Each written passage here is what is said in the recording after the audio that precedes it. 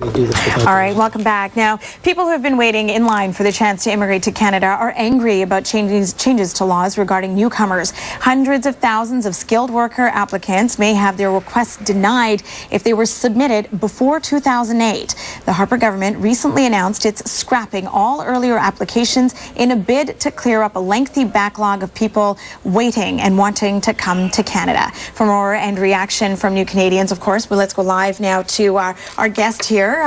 Now, Mario Bellissimo, you are a lawyer with Bellissimo Law Group. You deal with a lot of these people and a lot of these people who are hoping to make the trek into the country. And Toronto's home to a lot of newcomers and a lot of people who have relatives that have been stuck in that backlog. So how are they finding out about this? Well, they're receiving letters that their applications will not be processed. They're hearing it through friends and relatives. It's hitting MPs' offices. It's hitting lawyers' offices. It's really just broken as a huge story.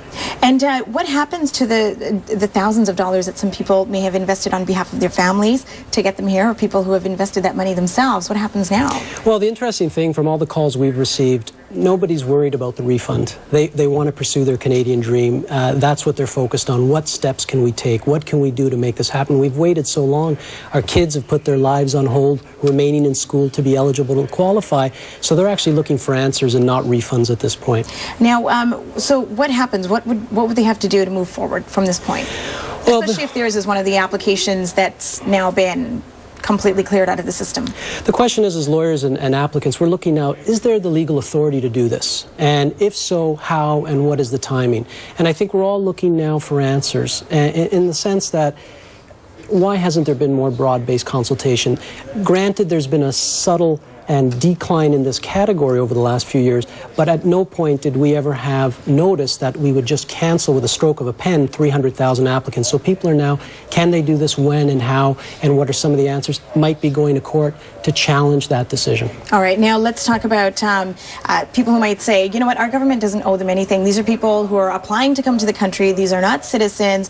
If the government says, that's it, we are no longer, we don't need this type of applicant. We don't need this type of person to immigrate to the country. So people might be saying, what's so wrong with that, especially if it helps clear the system and get it working more efficiently? That's a fair question, but this is much more than about Canadians in waiting. This is about our fundamental values of a country of invitation, country of openness, and what we're looking at here is no one's really looked at this backlog to see there might be some great Canadians, and there likely is, Canadians in waiting, and we need much more study. I think this is something that should be done in a more holistic way, in a complete way, because this also impacts other categories, and it's very un-Canadian, if I can put it that way. All right, Mario Bellissimo, thank you so much for joining us and offering pleasure. Your perspective. We appreciate it, and of course, as the story goes forward, we'll make sure we check in with you. Thank you so much. And for more on this story, all you do is head to our website at cp24.com.